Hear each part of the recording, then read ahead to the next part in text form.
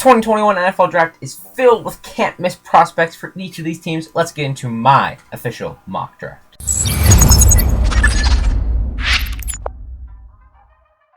If you are new to the show, make sure you subscribe down below. Make sure you leave a like, all the good stuff. You already know. Let's get right into the list. So we have Trevor Lawrence. Obviously, they're going to be taking him, except for the fact that if you really think about it, they could move down one spot with the New York Jets, take their other first-round pick for that. Then you have 3 in the first round, maybe even take another second round. Or we could just do stupid things like the Washington Redskins did like 7 years ago to get RG3. That's also cool. But Trevor Lawrence is the pick, and if they want to, they could trade. Trevor Lawrence in 10 games, he had 3,100 plus yards, and he had 24 touchdowns in this 2019 season. A little bit lackluster, but still. With the number 2 pick, we have the New York Jets. They're going to be taking Zach Wilson, the quarterback from BYU. In 2020, in 12 games, he had 3,600 yards, 33 touchdowns, and a 196.4 passer rating, which is beyond me. I don't get it, man. Like, how do you actually have an almost 200 passer rating? It's obviously it's college, but he only put up like 3 interceptions in the whole entire year as well. So honestly, he had better numbers this year than Trevor Lawrence did. But when you really think about it, Trevor Lawrence has played more consistently throughout his college career, but still, the Jets are getting a can't-miss prospect in Zach Wilson. Next, we got Miami. They had theirs from Houston. I got them taking Jalen Waddle, the wide receiver from Alabama. Some people would say Jamar Chase taken here. Some people would have Devontae Smith. I'm going to personally go with Jalen Waddle. He could go lower. He was injured in 2020. He was still valuable in the offense, even with Judy and Ruggs and Devontae Smith all in the fold. With the number 4 pick, we got the Atlanta Falcons. I got them taking Justin Fields, who in 5 games this year had 2,100 yards, 22 touchdowns, 6 interceptions. Interceptions might want to be a little bit lower, but it's okay. Quarterback from Ohio State University. Obviously, you have Chris Olave, who is really his big guy with wide receiver, and if he's going to Atlanta, he's going to have a nice receiver in Calvin Ridley, and maybe even, if he doesn't get traded away, in Julio Jones. Cincinnati has the 5th pick. I've got them taking Penei Sewell, the offensive tackle out of Oregon. Really the best offensive tackle prospect in the whole entire draft. My microphone is about to fall down. Give me a second here. But yeah, Penei Sewell, obviously best offensive tackle prospect in the whole entire draft. And I don't think that the Cincinnati Bengals can make a mistake here. Taking Penei Sewell will help protect Joe Burrow a little bit better than what they had last year. With the 6th pick, we have the Philadelphia Eagles taking Devontae Smith, the wide receiver out of Alabama. Pretty no-brainer pick here for the Philadelphia Eagles. They're losing a lot of wide receivers. All their wide receivers are getting old. And they really just need to give an upgrade at the position.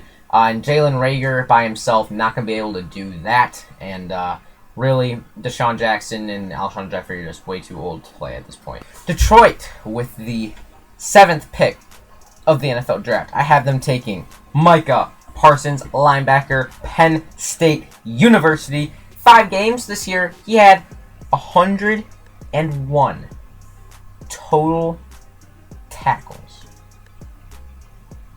101 total tackles in 5 games. You heard me right. Not only 101 total tackles, but 5.5 sacks as well in those 5 games.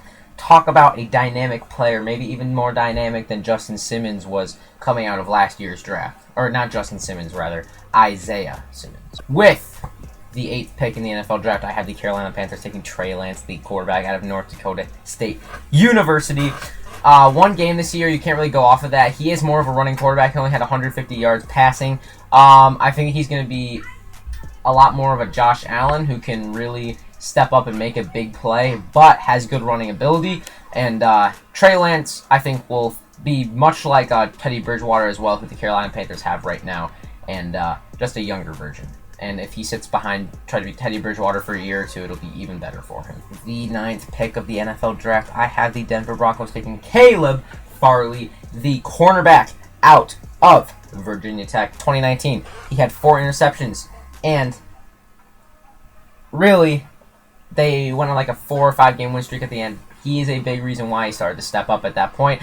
He declared for the NFL Draft right after he opted out at the beginning of this season. With the 10th pick in the NFL draft. I got the Dallas Cowboys. They're going to be taking Patrick Surtain II, cornerback out of Alabama. He only had 1 interception this year, but don't even get lost that he's a shutdown corner. 35 total tackles on the year, and 10 passes defended for the whole entire year. New York Giants, with the 11th pick, are going to take Elijah Vera-Tucker, the offensive tackle out of USC.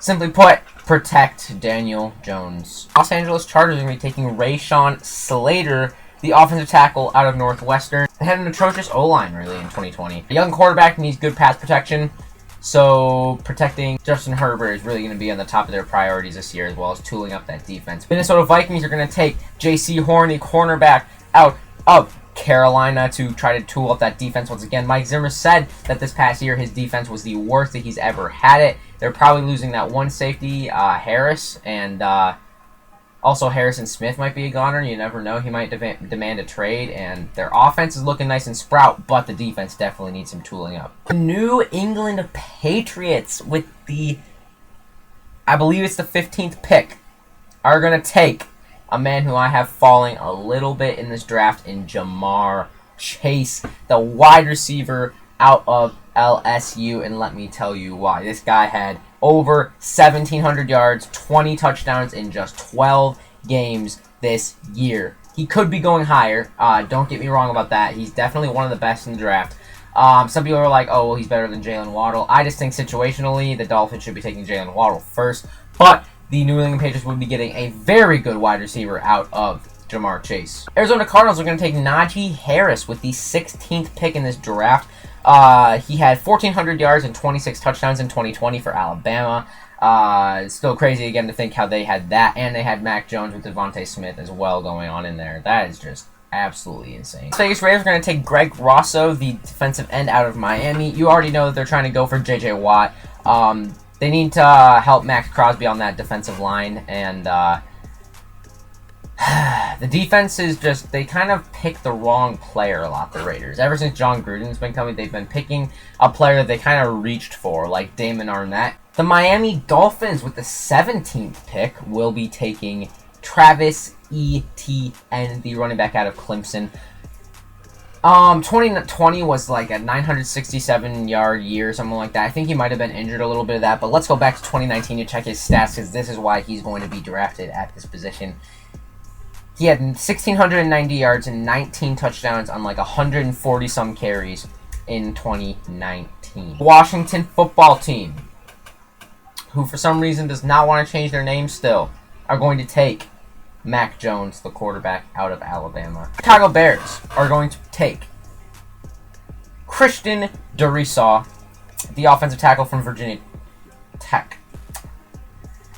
They're probably going to be picking up a quarterback in free agency. They're probably going to be cutting both their quarterbacks on the roster right now. I would be surprised if they didn't, because Foles is a good big cap number, and Trubisky is just a waste of a pick in the second overall. And, you know, offensive tackle always helps. We're a team that just had an atrocious O-line. Might as well take one.